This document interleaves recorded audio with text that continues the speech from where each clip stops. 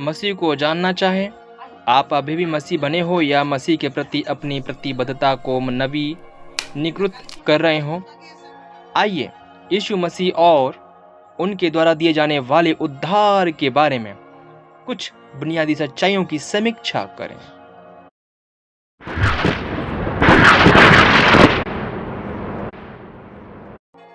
हम वास्तव में उस खुशखबरी के बारे में कभी भी पर्याप्त नहीं जान सकते हैं जिसने हमें अनंत मृत्यु से मुक्त किया है और हमें अनंत जीवन दिया है।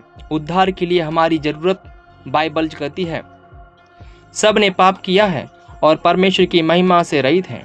रोमियो 3:23 कहता है, सभी लोग पापी हैं और परमेश्वर के न्याय के अधीन हैं।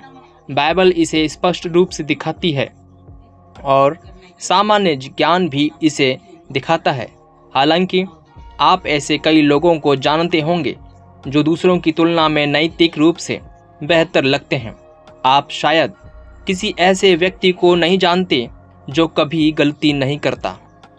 मानव पाप और अपूर्णता का परिणाम परमेश्वर से अनंत अलगाव है, जो पवित्र और परिपूर्ण है, और चूंकि परमेश्वर ही जीवन का स्रोत है, इसलिए उससे अनंत काल तक अलग रहने का अर्थ है अनंत काल तक मृत्यु, क्योंकि पाप की मजदूरी तो मृत्यु है।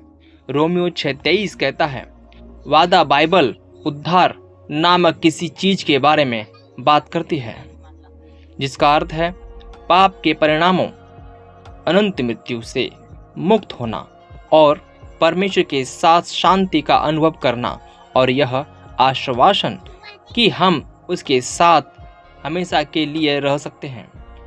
यूहन्ना 3:16, जो शायद बाइबल में सबसे प्रसिद्ध श्लोक है, स्पष्ट रूप से बताता है कि आप कैसे उद्धार और अनंत जीवन पा सकते हैं, क्योंकि परमेश्वर ने जगत से ऐसा प्रेम रखा कि उसने अपना इकलौता पुत्र दे दिया, ताकि जो कोई उस पर विश्वास करे वह नाश न हो परंतु अनंत जीवन पाए। यूहन्ना 3:16। आइए इस आयत को एक एक करके देखें ताकि हम इसके द्वारा घोषित सरल सत्य को बेहतर ढंग से समझ सकें, क्योंकि परमेश्वर ने जगत से ऐसा प्रेम रखा। इस संसार में आप और पृथ्वी पर रहने वाले प्रत्येक व्यक्ति शामिल है। परमेश्वर आपसे प्रेम करता है और आयत का अगला भाग दर्शाता है कि वह आपसे कितना प्रेम करता है कि उसने अपना इकलौता पुत्र दे दिया। परमेश्वर ने अपना पुत्र कैसे दिया? परमेश्वर हम पर अपने प्रेम इस रीति से प्रकट करता है कि जब हम पापी ही थे तभी मसीह हमारे लिए मरा। रोमियो 5:8 कहता है, परमेश्वर के पुत्र यीशु मसीह ने क्रूस पर मरकर आपके पापों की सजा चुकाई। उसने आपके सारे पाप ले लिए और एक बार के लिए मर गया। मरते समय उसने कहा, पूरा हुआ। यूहन्ना 19:30 कहता है, जिसका अर्थ है उसने वास्तव में आपके उद्धार के लिए वह सब कुछ किया जो आवश्यक था। परमेश्वर के पुत्र के रूप में यीशु स्वयं परमेश्वर के बराबर है। वह उस चीज का हिस्सा है जिसे धर्मशास्त्री त्रिदेव कहते हैं, परमेश्वर पिता, परमेश्वर पुत्र और परमेश्वर पवित्र आत्मा। हालांकि आश्चर्यजनक रूप से, हालांकि यीशु मसीह पिता के बराबर था। यूहन्ना 1:1-3, 10:30 उसने स्वतंत्र रूप से एक इंसान बनने और हमारे लिए मरने का चुनाव किया। फिलिपियों अध्याय 2 वचन 5-8 कहता है, आपको क्रूस पर मसीह की मृत्यु पर कैसी प्रतिक्रिया देनी चाहिए ताकि जो कोई उस पर विश्वास करे वह नाश न हो। यदि आप मानते हैं कि यीशु मसीह परमेश्वर का पुत्र है और उसे अपने उद्धारकर्ता के रूप में स्वीकार करें, तो आपको अपने पापों के लिए अनंत दंड का भुगतान नहीं करना पड़ेगा, क्योंकि यीशु ने आपके लिए उस दंड को चुकाया जब वह क्रूस पर मर गया। लेकिन अनंत मृत्यु और परमेश्वर से अलग होने के बजाय आपके पास अनंत जीवन होगा। अनंत जीवन उन सभी के लिए एक वर्तमान संपत्ति है जो विश्वास करते हैं। जिस क्षण आप मसीह पर भरोसा करते हैं, आपके पाप क्षमा हो जाते हैं।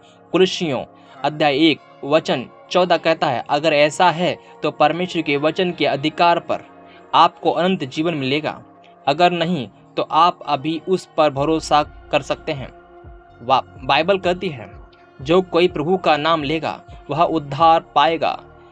रोमियो अध्याय 10:13 कहता है, आप इस तरह की प्रार्थना करके अभी यीशु मसीह को अपने जीवन में प्राप्त कर सकते हैं। प्यारे परमेश्वर, मैं जानता हूँ कि मैं एक पापी हूँ। मैं अपने पापों से फिरना चाहता हूँ और आपसे क्षमा मांगता हूँ। मेरा मानना है कि यीशु मसीह आपका पुत्र है।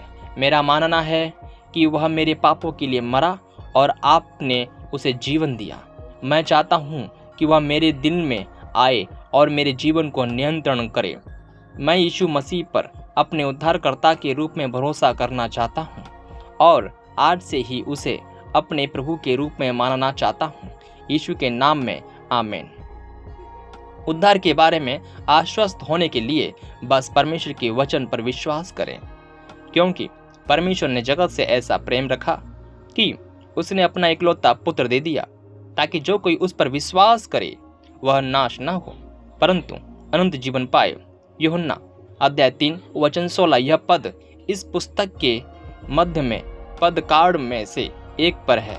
इसे याद कर लें, और यदि आपको कभी अपने उद्धार पर संदेह करने का अवसर मिले तो इस पद को अपने विश्वास के लिए एक लंगर के रूप में उपयोग करें। हालेलुया। मैं विश्वास करता हूँ कि आप सभी इस वचन को सुनकर जो परमेश्वर की वचनों में आप बढ़ते जाएंगे और विश्वास में भी बढ़ोतरी करेंगे और अनंत जीवन पाएंगे।